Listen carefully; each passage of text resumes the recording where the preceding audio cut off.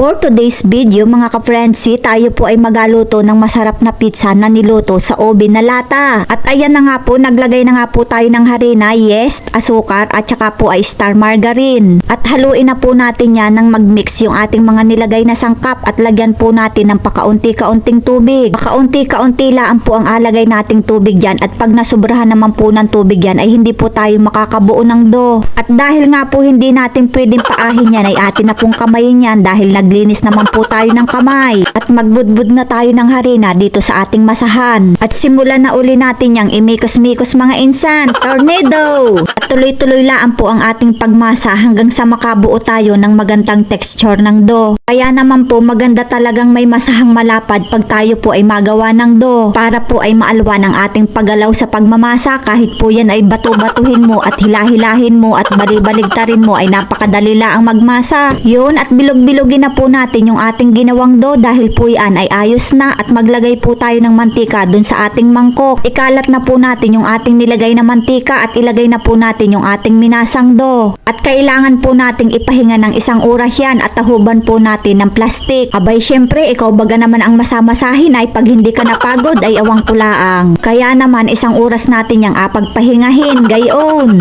At habang inapagpahinga nga natin yung ating ginawang dough ay mangunguha muna tayo ng ating alagay na pinya dun sa ating pizza. At maghiwa-hiwa na rin tayo ng ham. Ay nako, ay kasosyal naman ang ating pizza. Abay syempre, pinag-ipunan ko yata ang pambili dyan. Kakoy magawa lang din naman ako ng pizza ay asarapan ko na. Kaya naman po ay pinag-ipunan ko talaga ang pambili dyan. Abay syempre, pag may ham, meron ding lara. Kasama po yan sa aking pinag-ipunan. Dahil po yung ating agawing pizza ay talaga namang overload sa sangkap. Hindi natin talaga yan atipirin. At balatan na rin natin yung ating pangmalakasang pinya. Ay ganitong pinya po talaga ang magandang ilagay sa pizza dahil po ito ay hinog na hinog. Napakatamis na rin po nito. At pag medyo green pa po yung ating nilagay na pinya ay medyo maasim-asim po yun at hindi po magandang ilagay dun sa ating pizza. Ay ari naman po ay hindi ko kasama sa aking pinag-ipunan at ari naman po ay inapitas ko lang din sa may tabi ng aking kubo. Ay iba-iba po ba yan naman pag may tanim at papitas-pitas lang po sa tabi-tabi. Ay ang sabi nga po ng mga matatandang kupong-kupong, pag may tinanim may aanihin, gayon. At pagkatapos nga po nating balatan yan ay ahiwa-hiwain naman po natin yan ng maliliit dahil po yan ay ating pang-toppings. At ayan na nga, pagkatapos nga po nating pagpahingahin yung ating dough ay atin namang asuntukin. Ay kasaklap naman, pagkatapos pagpahingahin ay asuntukin. Ay umalsalaan po talaga yung ating ginawang dough kaya po ating sinuntok para kumupis. Dahil nga po malapad ang ating ginawa ay apagdalwahin po natin yung ating agawing dough para dalawa po ang ating agawing pizza. Pagkatapos po nating mahiwa ng dalawa yan ay atin naman pong bilog-bilogin ng pagayaan. Pagkatapos nga po nating bilog-bilogin yan ay pwede na nating ipambato yan. Uy, hindi! Pagkatapos po nating bilogin yan ay atin pong palaparin ng pagayaan. Ay maliit lang po ang ating agawing pizza dahil kahit gusto po natin ng malaki ay hindi po pwede. Dahil maliit lang po yung ating lutuan na oven na lata. At ganyan lang po talaga kalaking bilog ang pwedeng magkasya. At dahil nga po minsan malawak ang ating imahinasyon, ay gumupit po ako ng aluminum na lagayan ng ating pizza. Ay di baga ay kagaling. Yun, at pinuri na naman nga ni ang sarili. Abay syempre, sino pa baga namang mapuri kundi ako din laang. At nilagyan na nga natin ng ketchup yung ating pizza dough. Yun, at lagyan na rin natin ang ating hiniwa-hiwang ham. Ay ganito lang po man din gumawa ng pizza. Napakadali lang po talaga. At pag po tayo ang gumawa ng pizza ay tayo po ang nasusunod kung anong gusto nating ilagay na toppings. Pagkatapos nga po nating lagyan ng maraming ham ay lagyan naman po natin ng maraming pinya. At ilagay na rin po natin yung ating hiniwa-hiwang lara. Abay kaganda din naman po ng itsura ay pwedeng-pwede naman po talagang pangbenta. Ay kung malaki nga lang po yung ating apagluto ang lata ay talaga namang makamalaki ang aking agawin. Ay sa susunod nga po ay mabili na ako ng malaking drum at naku po ay pihadong malalaking pizza ang ating magagawa. At pagkatapos nga po nating maglagay dyan ng overload na toppings, ay overload na toppings naman ng mozzarella cheese ang ating ilagay dyan. At kasama din po yan sa aking pinag-ipunan ay talaga naman pong pihadong masarap ang ating pizza. At pagkatapos nga po nating lagyan niya ng cheese ay atin na pong ilagay dito sa ating obing lata. At takpan na natin yung ating obing lata. Aminin nyo, wala kayo niyan. Noong maliliit po talaga kami ay ganyan na po talaga ang aming oven. Tipid na po sa kuryente, tipid pa sa gas. At ayan na nga, buksan na nga po natin yung ating mahiwagang obing lata. At ayan na nga po, nakaluto na tayo ng masarap na pizza. Hinay-hinay lang po ang ating paggatong na ginawa dyan para talaga naman pong lutong-luto yung ating pizza.